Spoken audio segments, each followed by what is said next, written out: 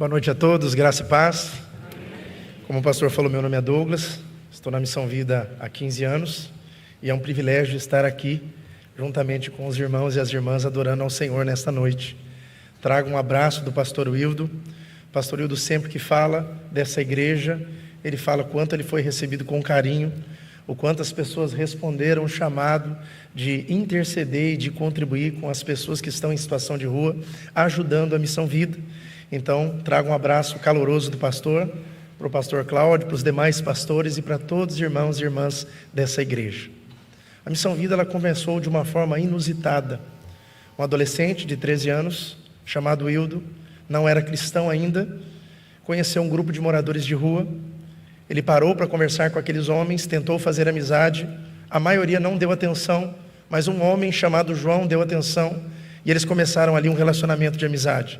Todos os dias antes de ir para o trabalho, levavam um pão com manteiga, um copo de café com leite, e eles conversavam por cerca de 30 minutos. Essa amizade dura aproximadamente um ano.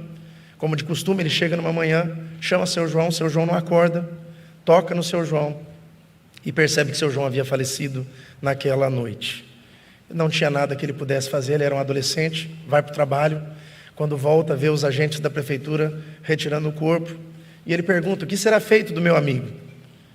E os agentes dizem: será enterrado como indigente. E aquilo marca a sua vida. Aos 17 anos, Deus chama o Wildo aceita, e ele se envolve no trabalho da igreja, se envolve com os jovens de Goiânia, Anápolis, Brasília, e ele percebe que ele tem que dar alguma coisa. Com 19 anos de idade, ele vê na rodoviária uma grande concentração de moradores de rua, que não tinha diminuído, mas tinha aumentado.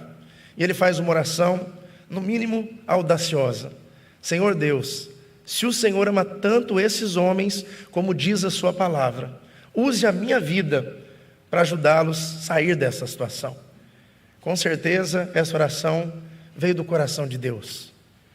Quando Jesus se encontra com Zaqueu, ele faz uma revelação de si mesmo, porque o Filho do Homem veio buscar e salvar o que se havia perdido. E ele começa um trabalho chamado SSS, Sopa, Sabão e Salvação, onde ele ia nas ruas, levava alimento, cobertores, mas mais do que tudo isso, levava a esperança que há em Cristo Jesus, que pode transformar a vida do pior dos pecadores. Graças a Deus, esse projeto cresceu, e nós trouxemos um vídeo que mostra como a Missão Vida está, e nós queríamos compartilhar esse vídeo com vocês. Vamos assistir.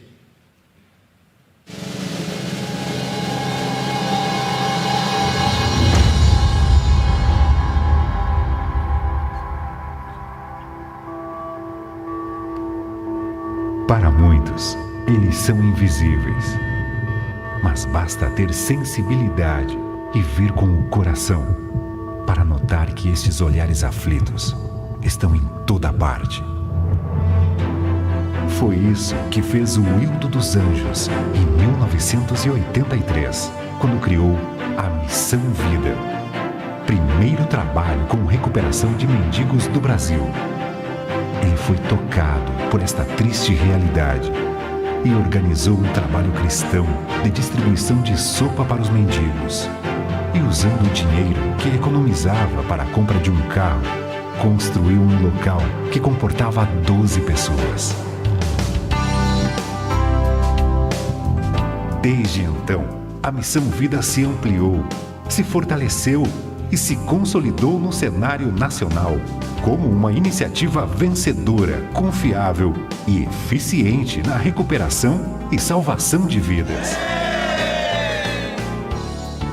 Em mais de 3 décadas de atuação, beneficiou milhares de pessoas que foram retiradas das ruas e voltaram ao convívio familiar e social.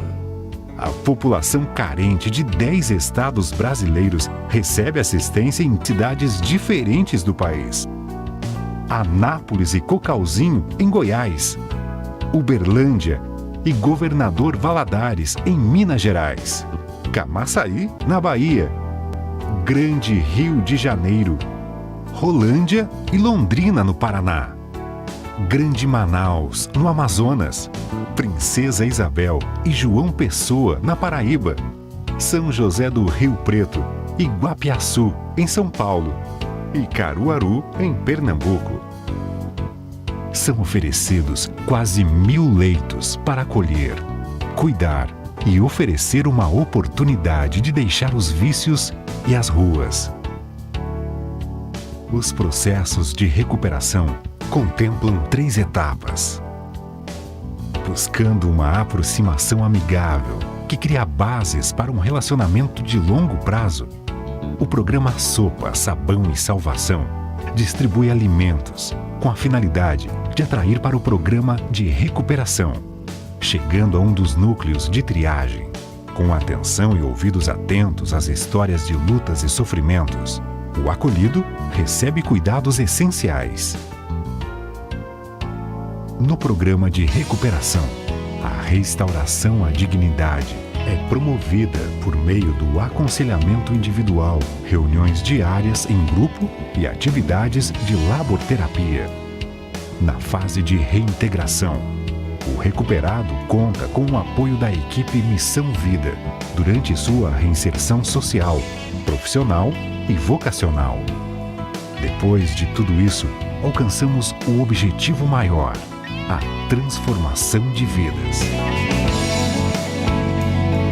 Em Anápolis e Cocalzinho, a Clínica Vida cuida da saúde dos acolhidos e da população carente, com consultas médicas, odontológicas, psicológicas e procedimentos médicos simples. Com a finalidade de atuar na prevenção, a Missão Vida realiza também atividades voltadas ao público infanto-juvenil. São núcleos no Brasil, em Anápolis, Goiás e João Pessoa, Paraíba. E na África, nas cidades de Antananarivo e Tulear, em Madagascar. Nos 2 países, são cerca de 500 crianças atendidas. Madagascar é o 10º país mais pobre do mundo, onde 70% da população vive em extrema pobreza. Os pequeninos que muitas vezes não tinham sequer um pão para comer ao longo do dia, agora recebem refeições quentes e na hora, reforço escolar e noções de cidadania, além de carinho, atenção e a chance de um futuro melhor. Aos adolescentes, jovens e adultos, são oferecidos no Centro Educacional Vida cursos profissionalizantes que possibilitam inserções no mercado de trabalho e melhoria na condição de vida da família. Se assim como a Missão Vida, você também acredita na recuperação e transformação de vidas, faça parte deste trabalho, sendo um dos apoiadores. Os valores começam em R$20 por mês. Basta preencher a ficha que você tem em mãos. Não deixe para depois. Você é parte essencial do projeto de Deus para os pobres e necessitados. Não deixe que eles se tornem invisíveis. Faça deles parte do seu projeto, de sua vida, de sua generosidade, de sua gratidão a Deus. Agora você já tem mais alguns motivos para se tornar um colaborador da Missão Vida, ajudando centenas de crianças no Brasil e na África e também participando da recuperação de quase 1.000 homens que estão sendo cuidados pela Missão Vida. Talvez você não tenha coragem e nem tampouco treinamento para levar essas pessoas para sua casa, mas nós da Missão Vida podemos fazer isso por você. Seja um colaborador nessa grande obra de Deus. Torne-se um intercessor, torne-se um mantenedor e certamente você se tornará uma resposta das nossas orações. Estenda sua mão para a Missão Vida. O trabalho cresceu, graças a Deus, mas a necessidade também cresceu. Há muitas pessoas nas ruas, há muitas pessoas sofrendo, há muitas pessoas que precisam de uma nova oportunidade. Algumas pessoas, quando vão na Missão Vida, ou até mesmo quando assistem esse vídeo, perguntam para o pastor Wildo: para cuidar de mendigo, precisa de tudo isso? E a resposta dele é: nós construímos lugares que, se Jesus precisasse ficar hospedado, ele ficaria com dignidade. Na Missão Vida é limpa, não tem luxo, mas ela é organizada. As pessoas recebem 5 refeições diárias. A roupa de cama é trocada 2 vezes por semana. Toda semana eles recebem um kit de higiene pessoal, recebem roupas. Na Missão Vida eles aprendem profissão, apesar que a maioria deles tem profissão. E eles têm a oportunidade de sair dessa situação. Na Missão Vida, eles participam do culto e ouvem a palavra 2 vezes por dia. Na Missão Vida ninguém fica parado. Eles estão sempre fazendo alguma coisa. E o resultado disso é que algumas pessoas aceitam. Algumas pessoas têm a vida transformada. Algumas pessoas voltam a viver. E é para isso que a gente trabalha na Missão Vida. É para permitir que essas pessoas tenham uma nova oportunidade. Abram suas Bíblias no Evangelho de Lucas. Evangelho de Lucas, capítulo de número 10, versículo de número 25.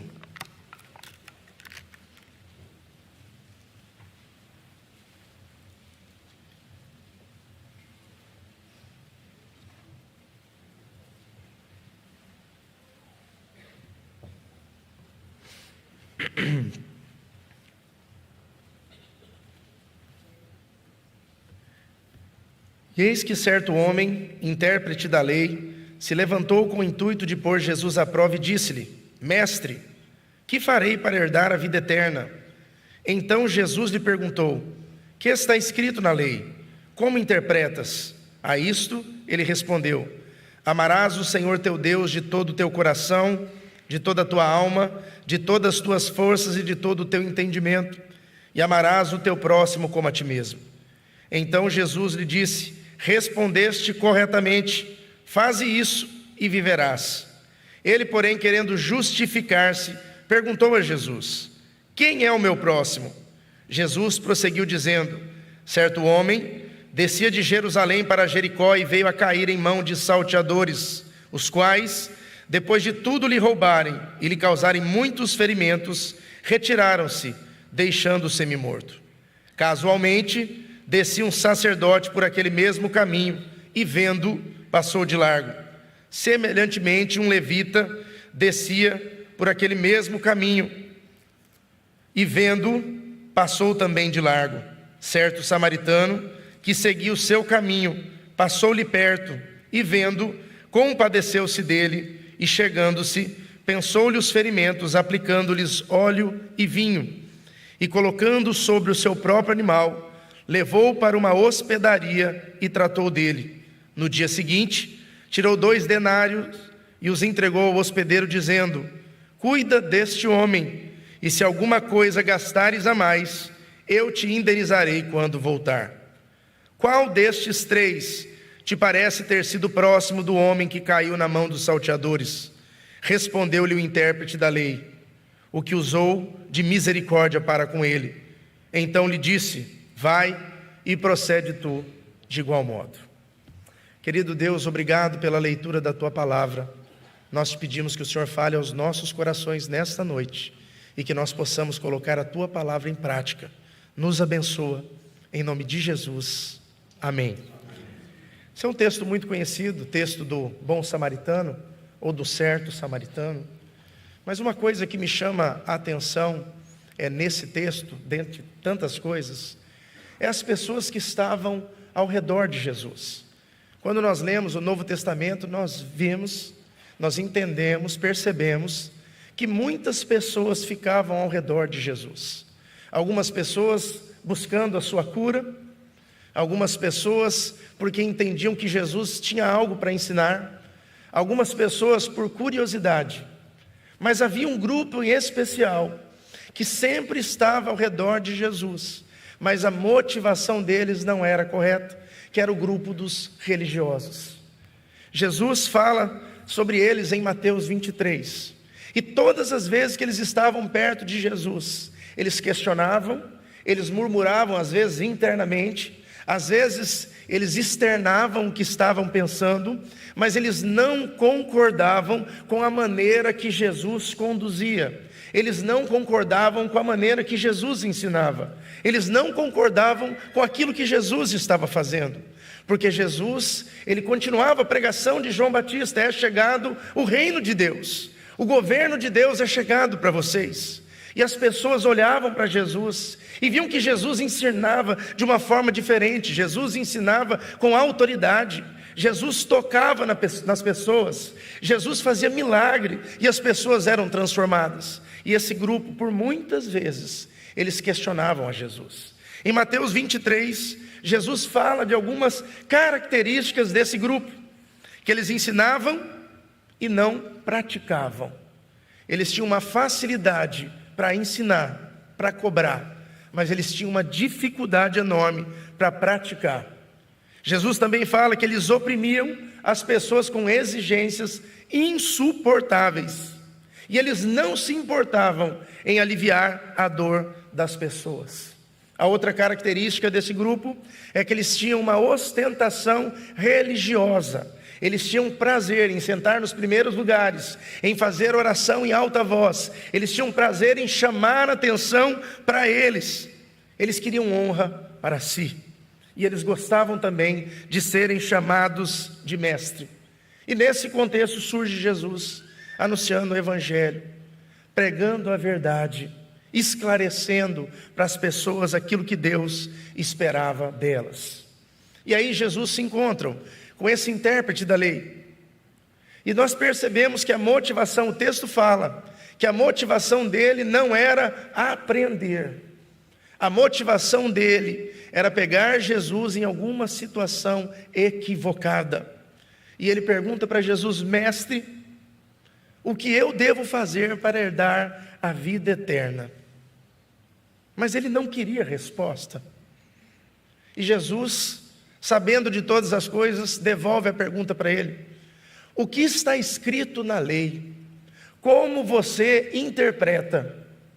E aquele homem usa de 2 textos. Realmente ele conhecia muito a Escritura, e ele fala: amarás o Senhor teu Deus de todo o teu coração, de toda a tua alma, de todas as tuas forças, de todo o teu entendimento. Esse era o primeiro texto. E o segundo texto: amarás o teu próximo como a ti mesmo. E Jesus louva ele pela resposta. Jesus fala: respondeste corretamente. Eu imagino que ele deve ter ficado muito feliz, porque Jesus o elogia. Respondeste corretamente. Mas Jesus continua e fala para ele: faça isso e viverás. Nós percebemos que ele tinha um conhecimento preciso da lei. Ele usa Levítico 19:18, ele usa Deuteronômio 6:5. Até Jesus usou esse mesmo resumo quando perguntaram sobre os mandamentos. Mas ele tinha uma dificuldade, e dificuldade muitas vezes que nós temos também. Ele tinha dificuldade em praticar. Às vezes nós entendemos, nós sabemos o que nós precisamos fazer, mas nós encontramos dificuldade em colocar em prática aquilo que nós sabemos que a palavra nos manda fazer. E aquele homem, ele tinha essa dificuldade. Quando Jesus fala para ele: faça isso e viverás, ele usa algo que muitas vezes nós usamos, que é a justificação. Quem é o meu próximo? Ele pergunta para Jesus: quem é o meu próximo? E Jesus resolve contar essa história. Certo homem descia de Jerusalém para Jericó, e no meio do caminho foi assaltado, espancado, abandonado para morrer na beira do caminho. Jesus conta essa história. E Jesus fala: casualmente, descia por aquele mesmo caminho um sacerdote. E o sacerdote, o texto é claro, diz que ele viu o homem caído, mas que ele passa de largo. Se fosse nos dias de hoje, ele atravessaria a rua e seguiria o seu caminho. Semelhantemente, um levita desce por aquele mesmo caminho, olha o homem caído e também passa de largo.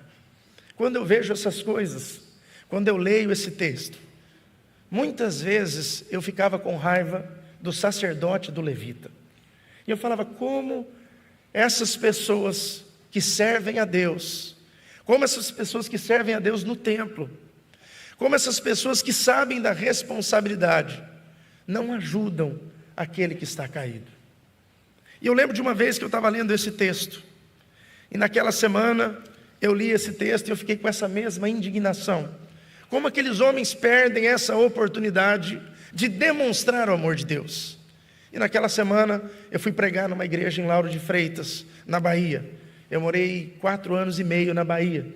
A gente era de Barra do Pojuca, onde a Missão Vida está. Mais ou menos uns 60, 65 quilômetros da igreja onde eu fui pregar. E eu fui pregar e levei comigo 3 acolhidos da Missão Vida. Falei da Missão Vida, preguei a palavra de Deus. A gente lanchou no final do culto. E quando a gente está retornando, tinha uma chuva caindo. E a gente pega a linha verde, é uma estrada, a estrada do Coco. Para quem conhece, a gente desce aquela estrada. E quando chega perto de Guarajuba, eu vejo uma cena, e numa fração de segundos, eu vejo um homem do lado de fora do carro, no canteiro, entre as 2 pistas. Ele estava com um braço no volante e a sua mulher, provavelmente a sua mulher, na parte de trás do carro, do lado de fora, empurrando. Estava garoando naquele momento. E eu imaginei que eles tentaram cruzar a grama sem pegar o retorno e atolaram porque estava molhado.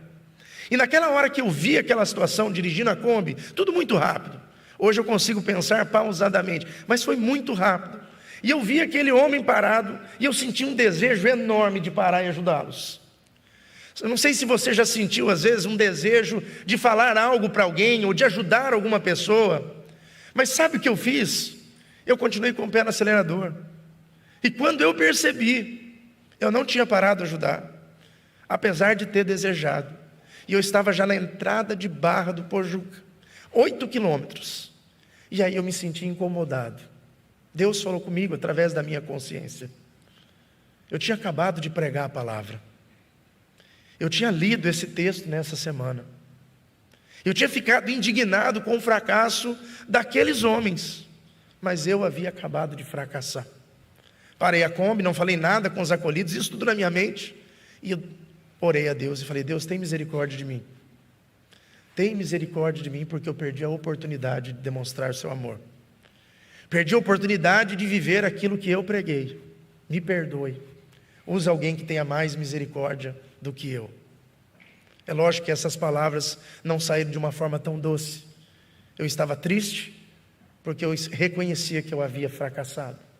Então, às vezes, nós olhamos para o texto da Bíblia e nós achamos que nós somos diferentes dos personagens aqui.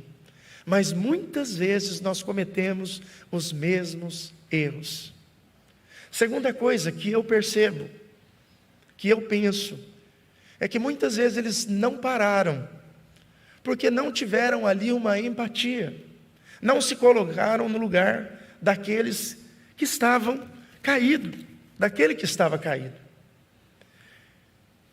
E essa questão de empatia é uma coisa complicada, porque às vezes você se identifica rápido com o sofrimento de uma pessoa, às vezes não. Às vezes você questiona, você fala: mas essa pessoa, ele está nessa vida porque ele escolheu. E sobre empatia, eu estava vendo um vídeo no YouTube há um tempo atrás, alguns anos atrás. Era de uma campanha que eles fizeram do trânsito na Austrália. E aquela campanha era o seguinte: um entrevistador chamava uma pessoa, e ele entrevistava essa pessoa e ele dizia: no ano passado, no trânsito da Austrália, morreram 248 pessoas. Qual o número que você acha aceitável de mortes no trânsito? Aquele homem coça a cabeça, ele pensa, uma resposta difícil, você dá, e ele fala assim: 70? Talvez 70 pessoas? E aí o entrevistador pega o rádio e fala: ele disse 70 pessoas. E de repente lá na frente vira 70 pessoas. Mas quando essas pessoas estão chegando perto, eram pessoas da família dele. E ele fala assim: não, mas essa é a minha família. Naquele momento o semblante, a reação dele mudou. Não era mais apenas um número aceitável, era a família dele. E o entrevistador volta, pergunta para ele e fala: qual o número aceitável de mortes no trânsito? E ele responde: 0. Porque ali ele sentiu. Nós temos que tomar cuidado para que nós não nos tornemos insensíveis quanto ao sofrimento humano.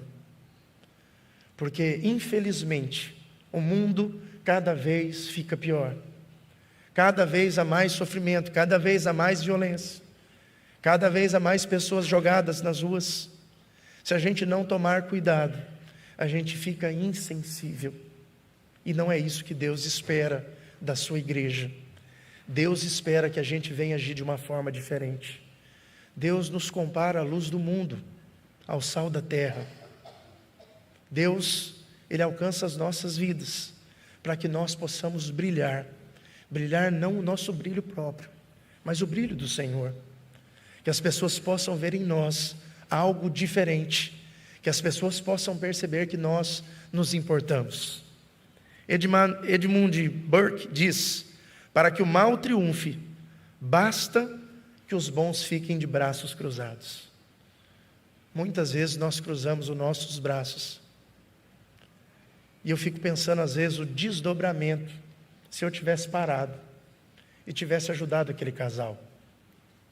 E eles perguntassem para mim: por que você parou para me ajudar? E eu falasse assim: porque Jesus te ama.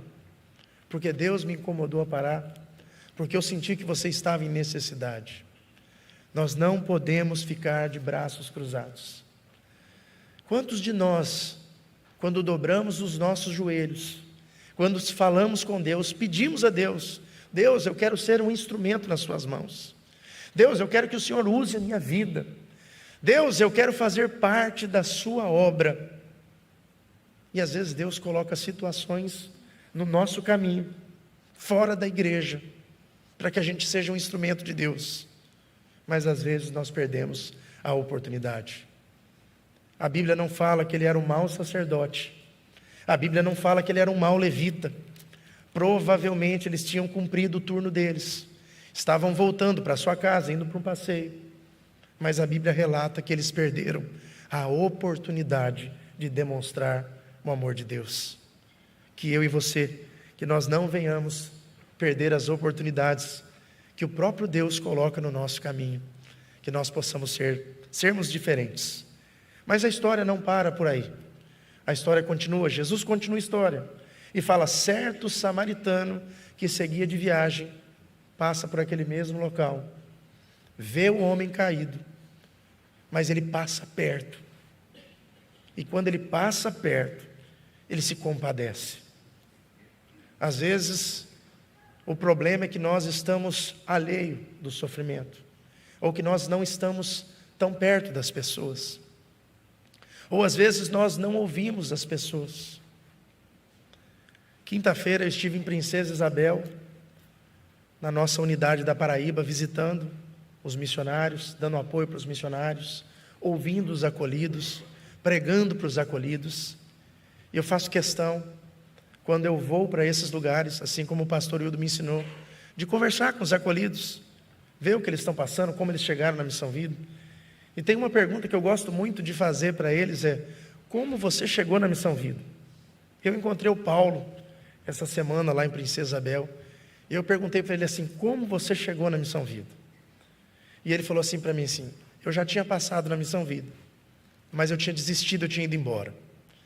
E eu resolvi procurar uma casa de internação lá na Paraíba, lá em João Pessoa.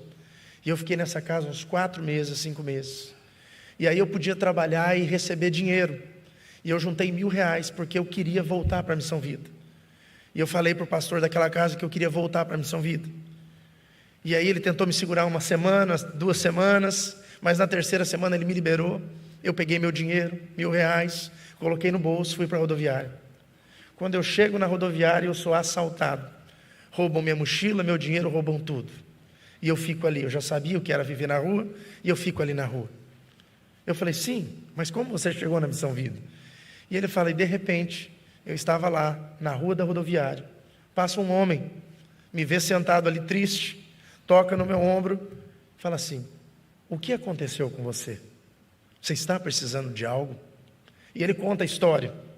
E eu fiquei imaginando, essa é uma história, às vezes, quem está ouvindo pode pensar, é mentira. E muitas vezes é mentira, que a pessoa que está contando, ela mente. Mas aquele homem não fez esse julgamento. Aquele homem escutou a história, falou: o que você precisa para mim te ajudar? Ele falou assim: a única coisa que eu quero é uma passagem para a Princesa Isabel, que eu quero ir para a Missão Vida, ser internado. O homem falou assim: vamos comprar passagem? E o homem levou ele, comprou a passagem para ele. O homem perguntou para ele assim: você já almoçou? Ele falou: não almocei. Ele falou: então vamos almoçar junto. E eles almoçaram juntos. E depois ele entrou no ônibus. E de fato ele foi para a Princesa Isabel e está acolhido nas nossas unidades.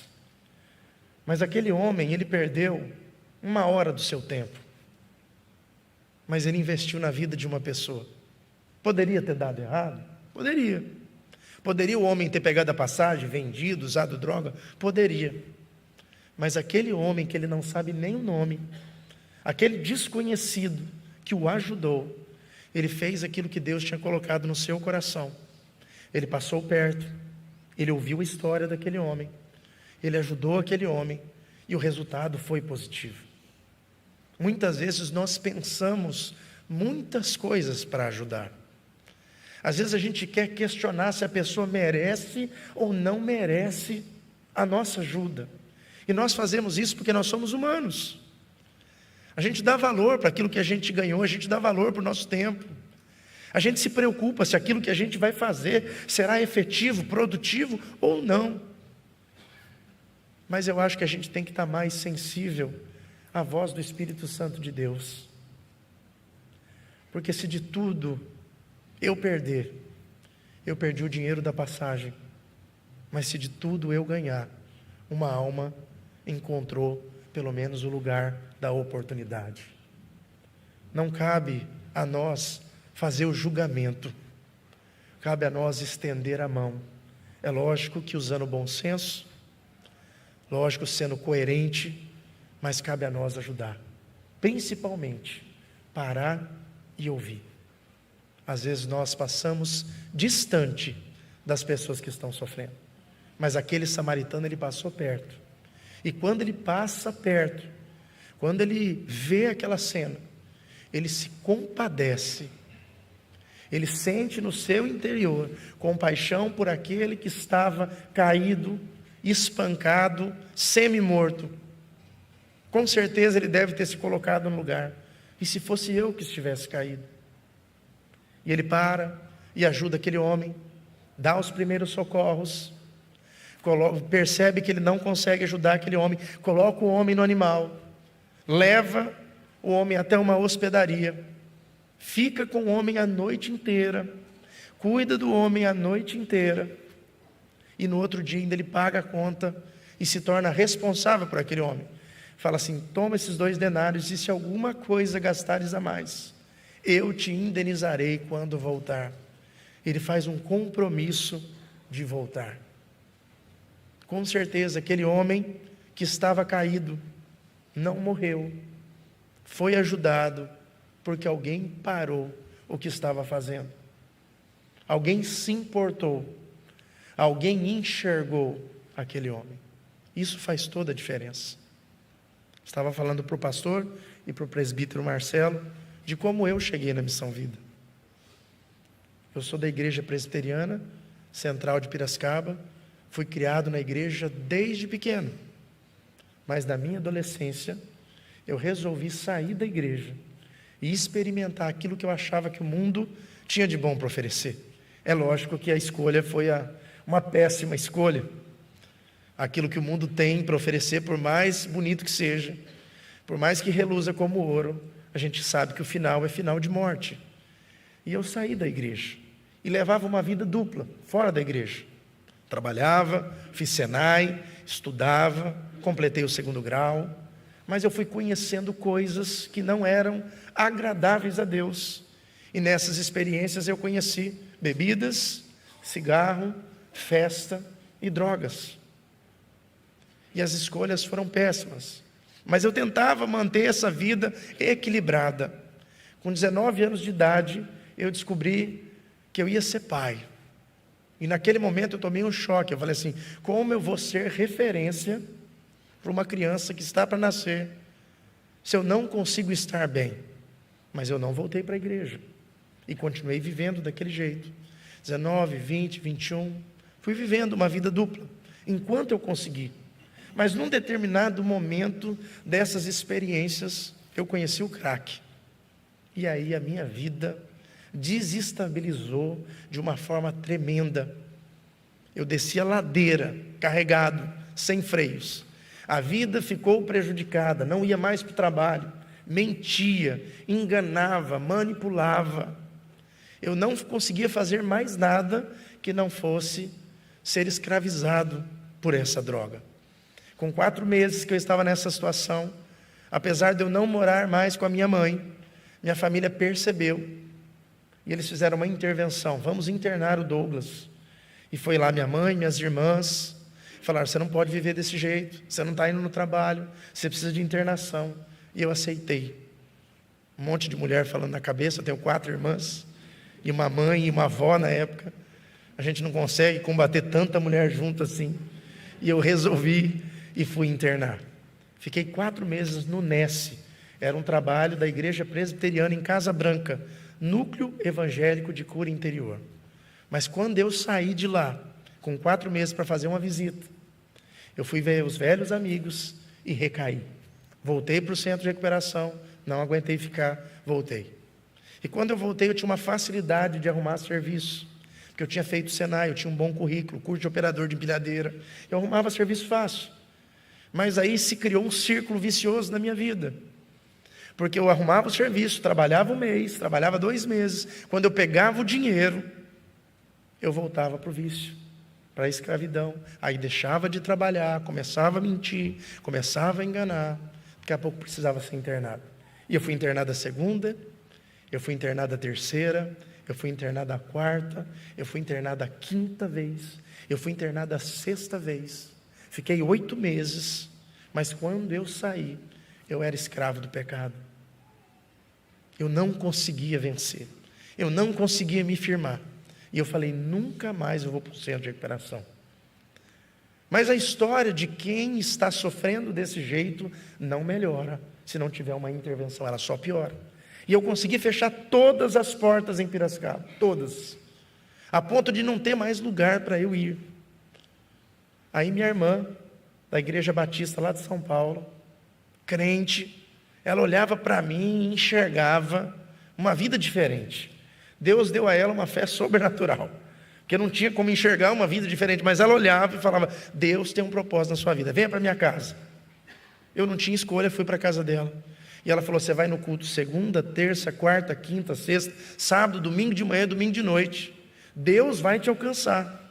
E eu fui. Uns 60 dias eu fui no culto. 2ª, 3ª, 4ª, 5ª, 6ª, sábado, domingo. Mas Deus não arromba portas. Deus vai trabalhar se eu permitir. E eu não conseguia me arrepender. Eu não conseguia me reconectar com o Senhor. Eu entendi que o que eu fazia era errado, mas eu não conseguia internamente fazer isso. E com 60 dias eu peguei dinheiro na mão. E quando eu peguei dinheiro na mão, fracassei de novo. Aí fiquei alguns dias fora da casa dela. E quando eu volto, ela fala: Douglas, desse jeito não dá. E eu todo orgulhoso falei para ela: não se preocupe. A partir de hoje eu não vou dar trabalho para você nem para mais ninguém. A partir de hoje eu vou morar nas ruas de São Paulo. E eu morei durante 1 ano e 4 meses numa praça chamada Barão de Tietê, na Moca, em São Paulo. Tinha 2º grau completo, tinha tido uma boa educação, tinha tido oportunidades na vida, tinha trabalhado em boas empresas, Votorantim, Delphi, mas estava lá, morando nas ruas, morando nas calçadas. E quem está nas calçadas, ele não vê perspectiva de saída. Ele já queimou tudo que ele tinha. E a gente tem uma característica, o ser humano, que ela é boa e ela é ruim, que é a da adaptação. E eu passei a estar adaptado a viver nas ruas, aonde pega comida, aonde pega água, aonde toma banho. Mas eu não estava feliz com aquela situação.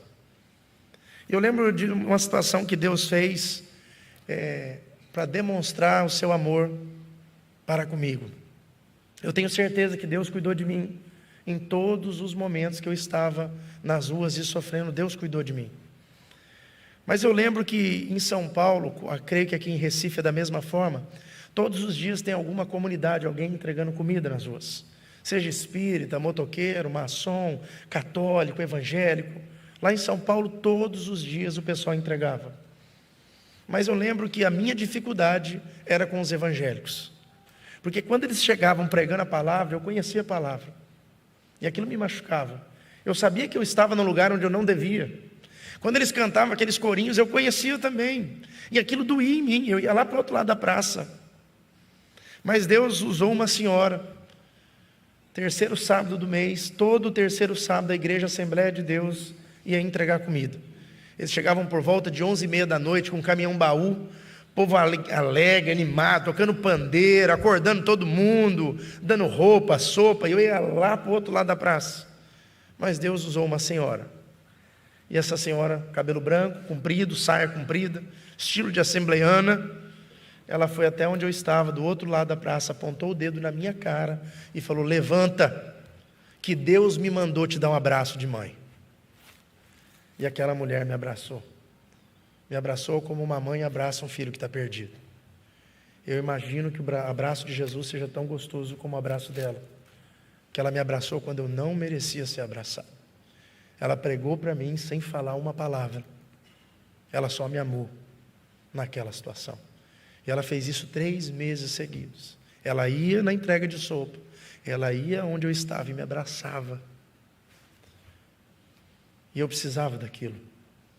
Passado esse terceiro abraço, estava chovendo muito em São Paulo. Depois de muito tempo, eu lembrei de uma passagem bíblica, quando o profeta Isaías vai para o rei Ezequias e fala: põe a tua casa em ordem, que certamente morrerás. O rei Ezequias escuta a profecia, vira para a parede e fala: Deus, tem misericórdia de mim, lembra que andei nos teus caminhos. E Deus muda a situação, ouve a oração dele, manda o profeta voltar, acrescenta 15 anos de vida. E eu lembrei dessa passagem. E eu falei: Deus, tem misericórdia de mim. Cheguei até aqui por causa das minhas escolhas, mas eu não consigo sair sozinho. Eu não consigo voltar. O filho pródigo, ele viu a sua necessidade e conseguiu voltar. Eu não conseguia. Eu estava aprisionado. Aí naquele outro dia eu acordei de manhã. Esqueci da oração, esqueci de tudo, fui viver a mesma vida. Mas Deus não se esqueceu. E Deus apertou a situação naquele dia. Aquele dia eu tive problema com a polícia, que eu nunca tinha tido, tive problema com os bandidos, que eu nunca tinha tido, tive problema com os moradores de rua. Eu falei: nem na rua não posso viver mais. Fui para a casa da minha irmã. Falei: Eliana, eu preciso de ajuda. Ela falou: glória a Deus, vou te mandar para um centro de recuperação de mendigos. Eu olhei para ela e falei: mendigo? Ela falou assim: você. Aí eu olhei para a minha situação, e é difícil a gente enxergar quando a gente está errado, até que ponto a gente chegou. Mas aceitei ajuda, fiquei na casa dela, esperei abrir vaga na Missão Vida. Deus usou um desconhecido, um homem da igreja de Viliara, entrou dentro do ônibus, foi junto comigo e com Josias até a Missão Vida, entregou a gente na porta. Porque o dependente, ele mente, ele engana, ele vende a passagem, ele engana o motorista. Mas aquele homem entrou com a gente até lá. Cheguei na Missão Vida, fui muito bem recebido. Recebi um balde, uma vassoura, um rodo, uma buchinha, a responsabilidade de lavar os banheiros da casa. Mas eu fiquei feliz de estar na Missão Vida. Depois de 1 ano e 4 meses eu tinha um teto. E lá na Missão Vida, eu pude me reconectar com o Senhor. Eu pude reconhecer que o errado da história era eu, que o pecador da história era eu. Eu pedi para Jesus mudar a minha vida, e Jesus mudou a minha vida. Graças a Deus, já fazem 15 anos que eu estou na Missão Vida, 15 anos que eu estou vivendo em paz e bem. Na Missão Vida eu voltei a estudar, fiz o seminário de teologia. Na Missão Vida eu casei, conheci uma baiana na Bahia, da Assembleia de Deus, uma negra linda, orei muito, ela vigiou pouco, deu casamento, e a gente casou. Nós temos 2 filhas hoje, a Maísa de 6 anos, a Laura de 1 ano e 9 meses. Na Missão Vida, quando eu acabei o seminário, cursei uma faculdade de administração, acabei ela em janeiro desse ano. Na Missão Vida eu voltei a viver, coordenei algumas unidades da Missão Vida, Bahia, Valadares, Uberlândia, e há 2 anos atrás o pastor Hildo me levou para Anápolis, para fazer parte da coordenação executiva. Mas mais do que tudo isso, na Missão Vida eu tenho a possibilidade de ajudar as pessoas que estão sofrendo, as pessoas que acham que não tem mais oportunidade, as pessoas que estão sem esperança. Eu posso recebê-las, como eu fui recebido, com amor, com carinho, e dizer para elas: Jesus pode mudar a sua vida, e Jesus de fato pode mudar as nossas vidas. Ele mudou de todos nós. que estamos aqui. Então, eu entendo muito bem o que é ser o próximo. Eu entendo muito bem o que é ser o caído. E a vida daquele samaritano fez toda a diferença para aquele que está caído. E a vida das pessoas que evangelizam, que conversam, a vida das pessoas que entregam folheto, que entregam comida, faz toda a diferença para aqueles que estão à margem da sociedade. E no final da história, Jesus fala para o intérprete da lei: qual dos três foi o próximo do homem que estava caído? E ele, com um nó na garganta, fala: o que usou de misericórdia para com ele, porque ele era samaritano. E Jesus fala: vai e procede você da mesma maneira. O que esse texto fala para nós hoje? Que há muita gente precisando ser enxergada.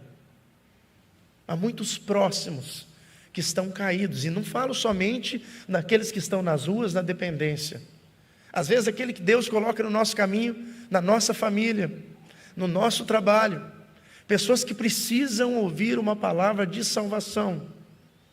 Pessoas que precisam salvar o seu casamento, salvar os seus filhos.